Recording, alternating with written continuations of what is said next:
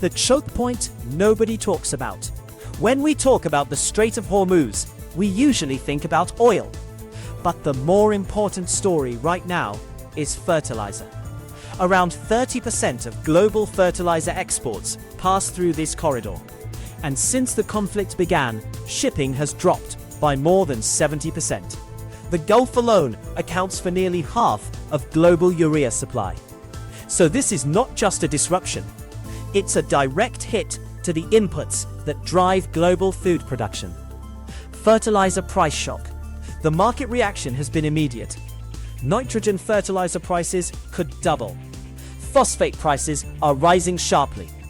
And urea exports from the Middle East are already up around 40% in just weeks. But this is where it matters. When fertilizer becomes expensive, farmers don't just pay more, they use less. And that decision doesn't show up today. It shows up months later in lower yields. The transmission chain. This is how the disruption moves through the system. It starts with Hormuz. Shipping drops, gas supply tightens, and fertilizer production slows. Then input costs rise.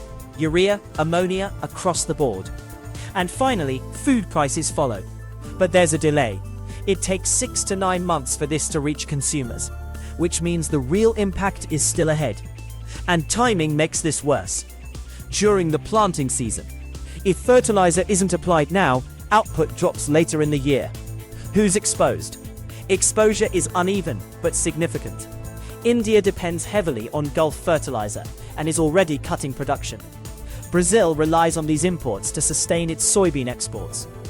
And the Gulf states themselves remain highly dependent on imported food. So pressure is building across the system. Not immediate, but predictable. And once it reaches the consumer, it becomes much harder to reverse.